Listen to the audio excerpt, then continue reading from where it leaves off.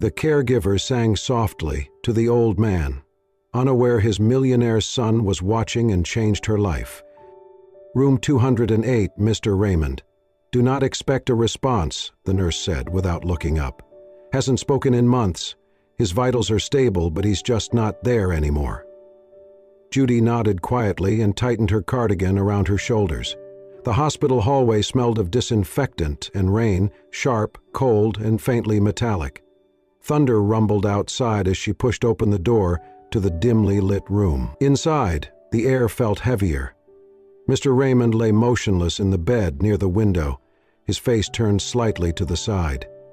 He was an older man, late 70s, maybe early 80s, with thick silver hair and deep lines that etched down from his temples to his chin.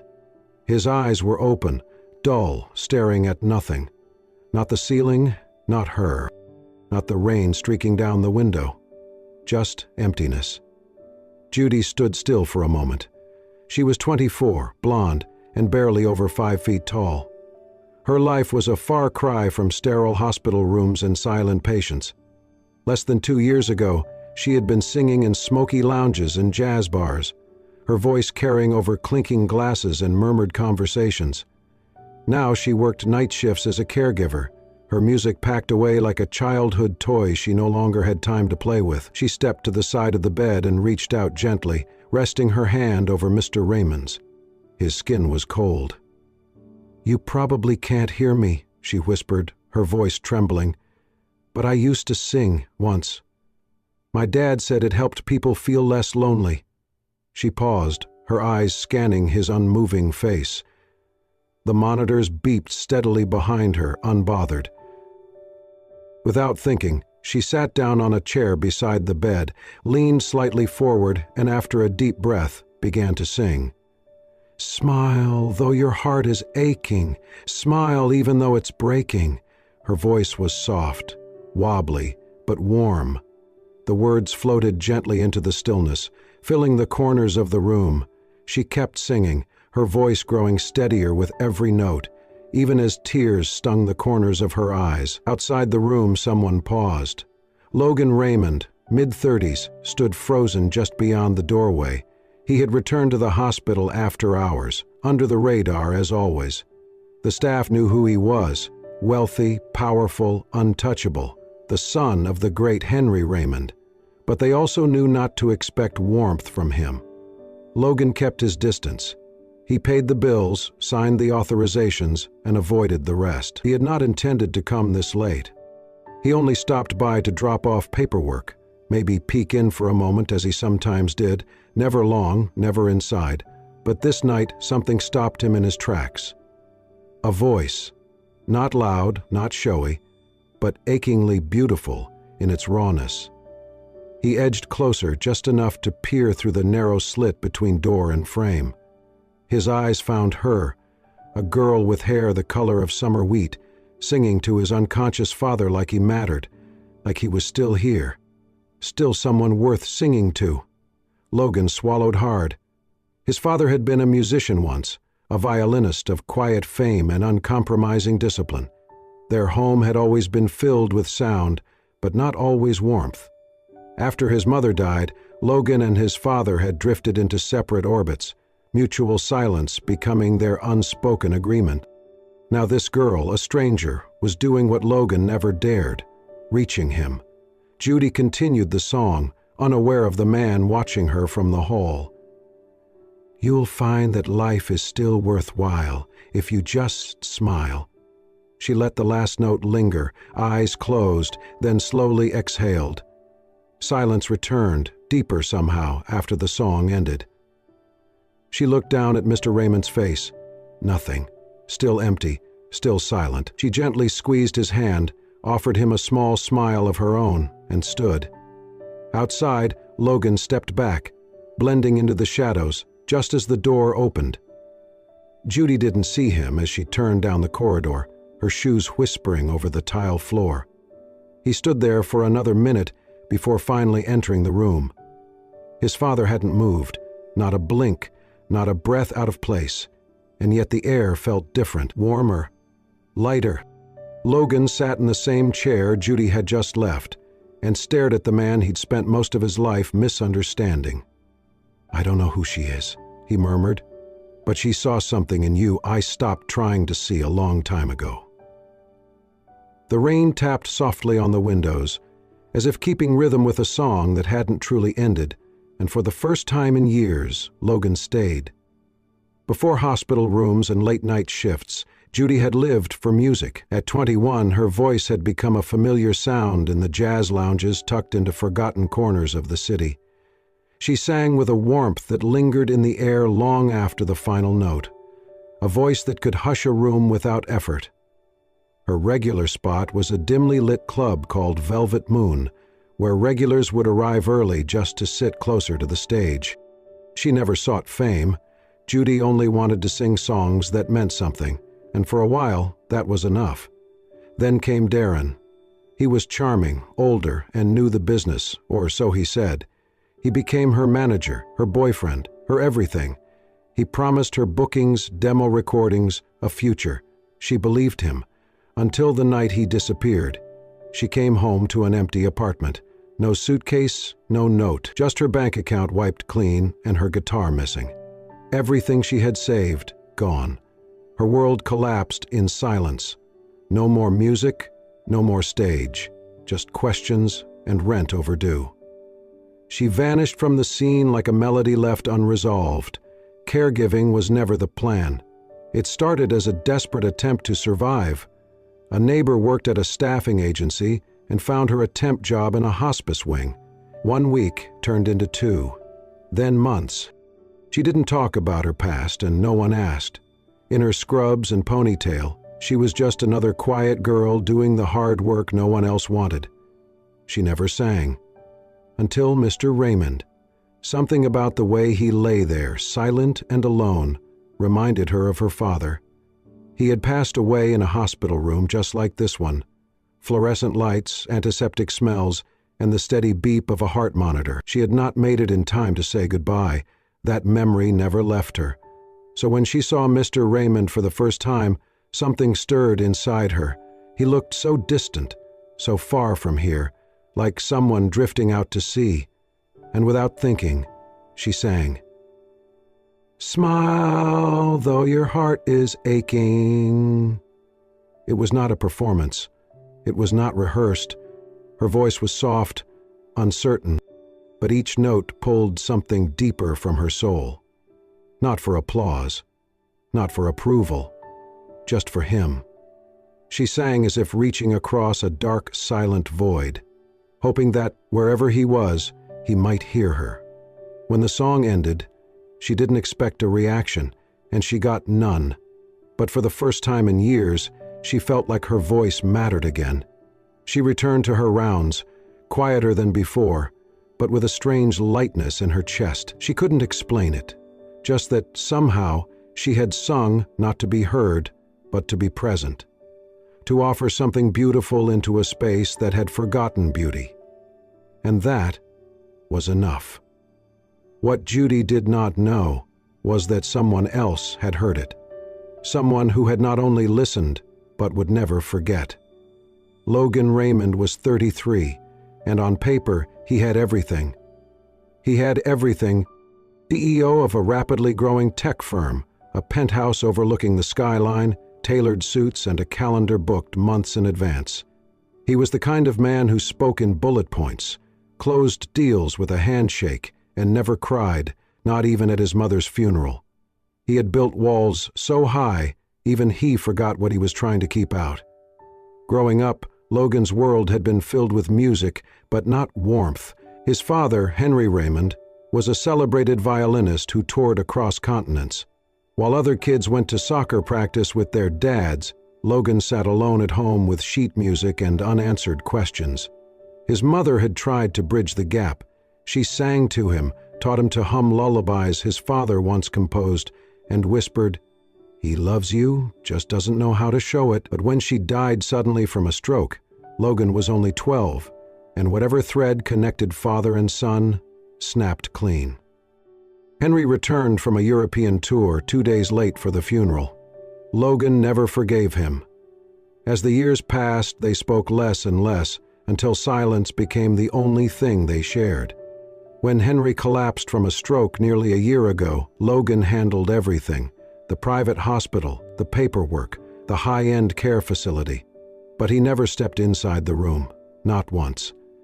He told himself it was because there was nothing left to say. But then, that night, as he passed by room 208, he heard her. That voice. He did not know the girl, just caught a glimpse of blonde hair and soft features through the cracked door. But her voice, it sliced through him. Not because it was beautiful, but because it was familiar. She was singing "Smile," his mother's favorite song. The one she used to hum when Logan couldn't sleep. The one Henry used to play on the violin. Just once, years ago, the night before his final tour. Logan had not heard that song in over 2 decades. But now, hearing it in the dark, sung with such quiet care to a man who had not spoken in months, something broke loose in him. He stayed in the hallway long after the song ended, staring at the door he had avoided for nearly a year. That night, he could not sleep. The next evening he returned. Still did not go in, but he stood there again, hands in his coat pockets, listening as the girl, Judy, he would later learn, sang softly, unaware of her audience. And for the first time in 10 years, Logan allowed himself to feel grief, guilt, and the smallest spark of something he had buried long ago, the hope that maybe not everything between him and his father was lost. The following night, he brought a chair from down the hall and sat outside the door. He did not say a word. He just listened, to the voice, to the silence, to his own heartbeat. And when Judy sang "Smile" again, Logan closed his eyes. He could almost hear the violin, almost hear his mother's laugh, almost feel something thawing inside the frozen space he once called a heart. And for the first time in his adult life, Logan stayed. For the next week, Logan came to the care facility every evening just before 9. He never went inside room 208. Instead, he stood a few feet from the door, leaning against the wall, arms crossed, eyes closed, listening. On his first night, Logan came. Each night, Judy sang something different. Soft jazz standards, old ballads, sometimes just humming a lullaby he could not name but somehow remembered. Her voice was never loud, never polished like a performance. It was raw, warm, and quietly aching. It reminded him of rain tapping on windows, of fireplace crackles, of home, not the mansion he grew up in, but the home he wished had existed. She never saw him, or so he thought. One evening, Logan arrived later than usual. He stepped into the hallway just as Judy was placing a blanket over Mr. Raymond and whispering goodnight. When she turned around, she stopped abruptly. They both froze. He was mid-step, caught in the act. She blinked, startled. I'm sorry," Judy said quickly, her voice flustered. "I didn't mean to. Was I singing too loud?" Logan shook his head. "No, you weren't." She tucked a stray strand of hair behind her ear, visibly nervous. "It's past visiting hours. I usually don't sing this late." He looked at her for a long moment, then spoke softly. "Don't stop." She tilted her head, confused. "Don't stop singing," he said. "Your voice, it brings him back." Judy's eyes softened, her nerves easing just a bit. "I'm not sure he hears me." "He does," Logan replied.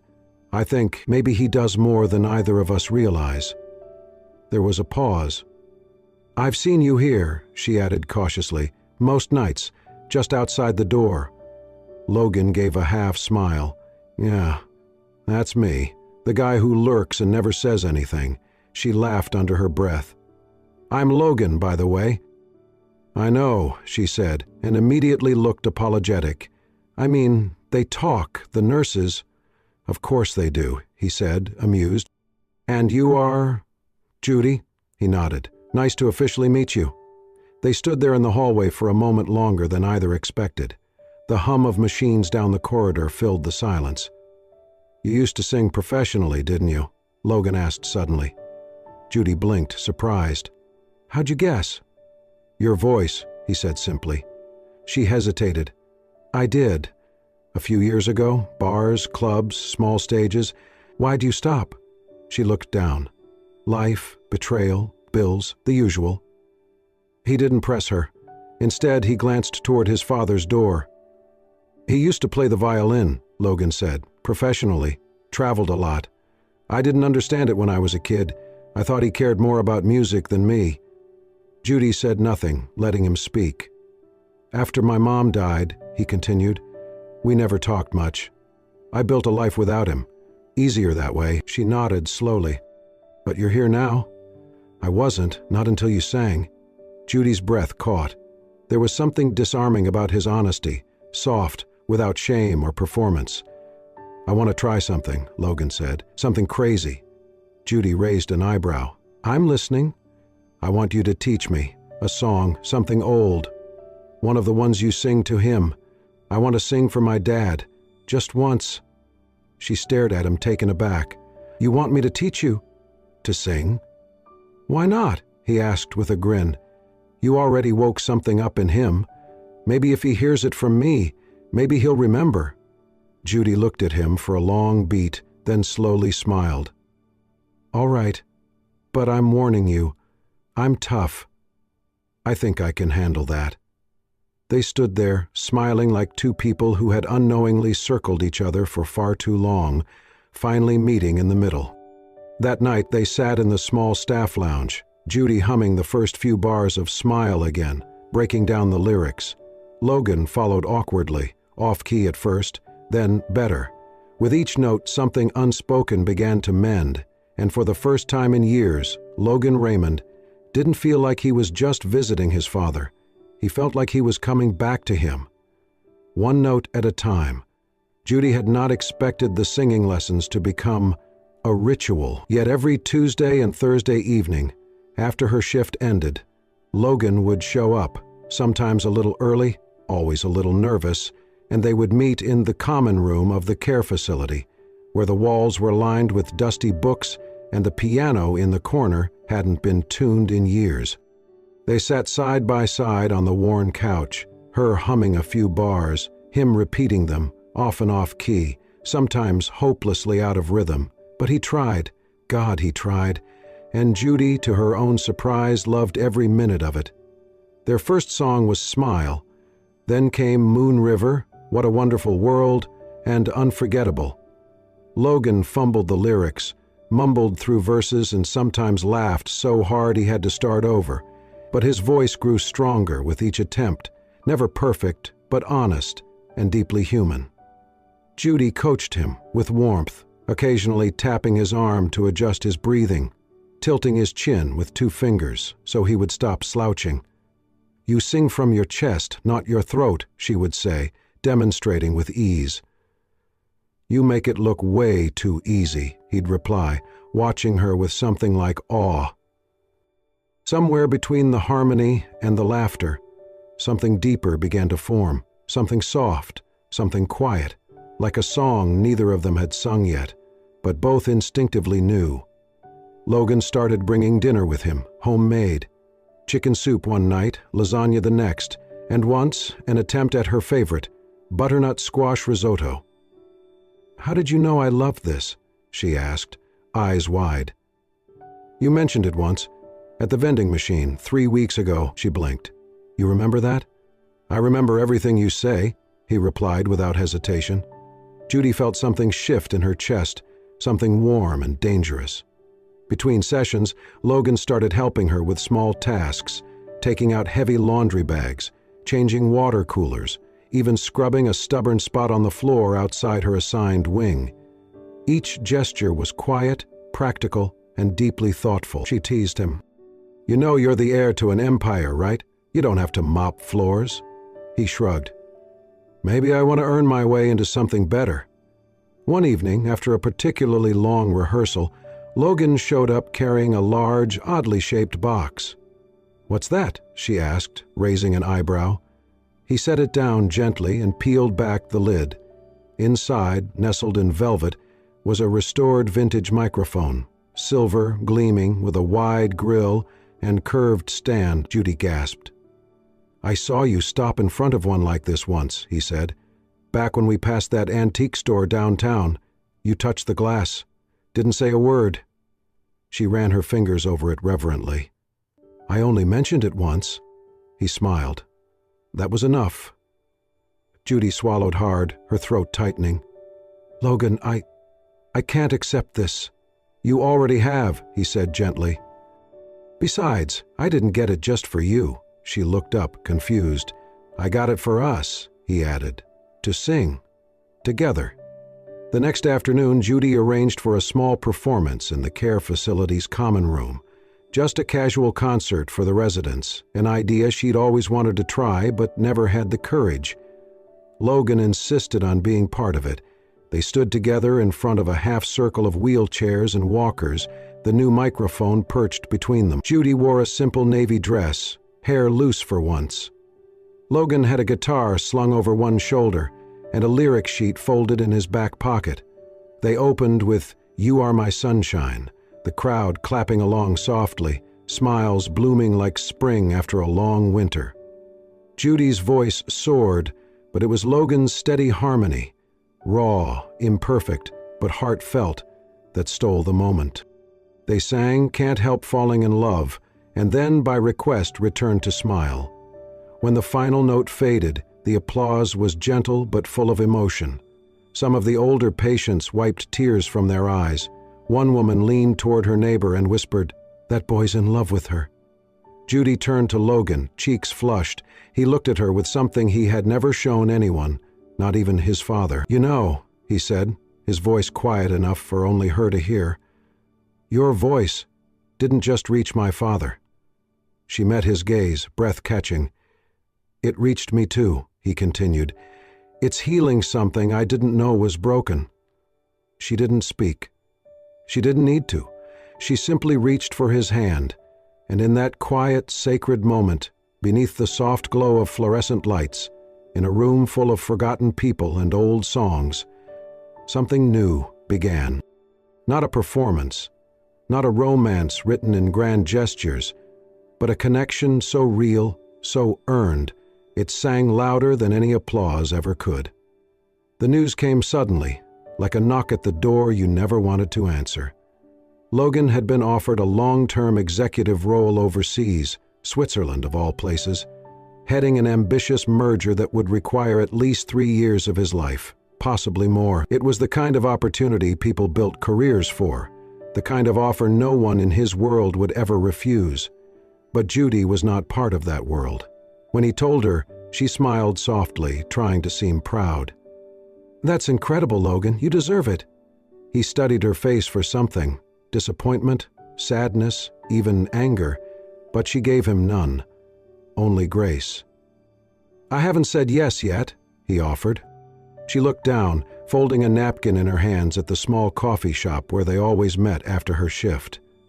"You should," she said. "It's your dream." He hesitated. "And what about us?" Judy gave a soft, bittersweet smile. "We were always borrowed time, weren't we?" He wanted to argue, wanted to say no, they were more than a brief moment, but her voice was so calm, so certain, it silenced him. The next day, Logan packed. He left most of his belongings in storage, took only the essentials, and set one final appointment for himself, one last visit to the care facility before his flight. It was late evening when he arrived. The halls were quiet, dimly lit, nurses moving softly between rooms. He didn't ask for Judy. He didn't want her to see him like this, torn, aching, unsure of everything but the sound of her voice echoing in his mind. He stepped into room 208. His father lay just as always, still, unmoving, eyes closed. The monitors beeped steadily beside him, their rhythm the only sound in the room. Logan pulled a chair closer and sat down. He reached into his coat and pulled out a folded lyric sheet, the one Judy had scribbled notes on during their lessons. The one she'd once said, "You'll get it perfect one day. Not with your pitch, but with your heart." He took a deep breath and began. "Smile, though your heart is aching." His voice cracked on the second line, but he kept going. "Smile, even though it's breaking. The room felt different now, heavy, full of memories too old to name. He sang slowly, carefully, putting everything he had into the words, not because he expected a response, but because it felt like the only thing he could give. As he reached the final note, his throat tightened. "You'll find that life is still worthwhile if you just smile." He bowed his head, eyes stinging, lips trembling. "I don't know if you can hear me," he whispered, "but I hope this meant something. I'm sorry it took me so long." His father didn't move. No twitch, no flicker. Logan sat a moment longer, then stood, brushing his hand along the side of the bed. "Goodbye, Dad." He turned and walked slowly toward the door, his shoulders heavy with things he never got to say, and just as he stepped into the hallway, behind him, inside the quiet room, Henry Raymond's eyes opened. They blinked slowly at the ceiling, his lips moving, dry and fragile. "Logan." But the hallway was already empty, and the son he had waited so long to call out to was gone. The next morning everything changed. The night nurse was the first to notice. When she entered room 208 to check vitals, she nearly dropped her clipboard. Henry Raymond's eyes were open, wide, alert, following her every movement. She called for the attending physician, who rushed in with a team. Blood pressure, pupil response, motor function, everything showed signs of return. Not full consciousness, not yet, but awareness. A flicker of light in what had been a locked room, and then, clear as day, he whispered one word, "Logan." Judy was across the building when she heard.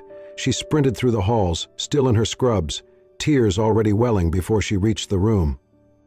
She burst in just in time to see Henry's eyes shift toward her. They softened. She dropped to her knees beside the bed, clutching his hand. "You're back," she breathed, voice shaking. "You're really back." He didn't speak, but the faintest smile pulled at the corner of his lips, a response, a miracle. She cried then, quietly, fully, her hand pressed to her mouth to keep from sobbing aloud. Later that morning, she stepped into the hallway, took a breath, and called Logan. He answered on the second ring. "Judy?" Her voice was trembling. "Logan, your father, he said your name." There was silence on the line. "I don't understand," he finally whispered. "He's awake," she said, barely believing it herself. "He's here. He asked for you." Logan didn't wait for more. By nightfall, he was back. He canceled the meetings, left the contract unsigned, told the board he had a family emergency, and walked away from a multi-million-dollar deal without blinking. Judy met him in the lobby. He looked different, his face drawn from the overnight flight, eyes clouded with hope and fear. She stepped forward, unsure what to say. But he pulled her into a hug before she could speak, holding her like someone anchoring himself to the only truth that mattered. "Where is he?" he asked. She led him to room 208. Henry was sitting slightly upright, propped by pillows. His head turned slowly when Logan stepped in. Their eyes met. Logan froze. Neither spoke for a moment. There were no rehearsed speeches, no grand gestures, just a long, trembling pause, and then Henry lifted a shaking hand. Logan crossed the room in 3 strides and took it. He sat at the edge of the bed, gripping his father's fingers like a lifeline. "I'm here, Dad," he whispered. "I'm here." Henry blinked slowly. His voice was barely more than breath. "You sang?" Logan nodded, his eyes glistening. "I did. She taught me." His father's gaze drifted to Judy, who stood in the corner, silent and tearful. "Thank you," Henry rasped. Judy smiled through her tears. Later, after the doctors cleared the room, Logan found Judy sitting in the garden courtyard behind the building, her hands folded in her lap. He sat beside her, reached for her fingers, and held them tightly. "You didn't just bring him back," he said softly. "You brought me back, too." She turned to him, eyes shining in the low garden light. "You brought my father home, and you brought my heart home with him." Judy leaned her head on his shoulder. And in the stillness of that moment, surrounded by blooming flowers and the quiet hum of life beginning again, they simply sat, Two hearts, once scattered, now returned. 1 year later, music returned to the halls of the care facility, not from a radio or a speaker system, but from the heart of room 208. Henry Raymond, once thought lost to silence, now sat in the courtyard on a crisp spring morning, a violin balanced gently beneath his chin. His fingers trembled, not from fear or weakness, but from the overwhelming emotion of holding his instrument again. Judy sat beside him, a music stand in front of her, sheet music fluttering in the breeze. Logan stood nearby, tuning an old acoustic guitar with quiet concentration. The past year had changed all three of them. Henry's recovery had been slow but steady. Physical therapy, daily practice, and the quiet miracle of human connection had brought him back. Enough to play again, enough to smile, enough to say "I love you" to the son he once pushed away. Logan had stepped back from his overseas role, choosing instead to work remotely, consulting on projects that allowed him to remain close. He still wore suits, still answered calls, but his days no longer belonged to boardrooms. They belonged to his father, to Judy, to something real. And Judy? Judy had started singing again, not in smoky lounges or echoey bars, but in rooms like this one, for people who needed music not as background noise, but as balm. She began teaching music therapy part-time, humming lullabies to dementia patients and rediscovering the soul she once feared she had lost. Together, the three of them planned a small concert, a thank you to the facility, to the nurses and residents who had watched this unlikely family form. The common room was decorated with paper flowers, hand-drawn signs, and a banner that read, "An afternoon of music and miracles."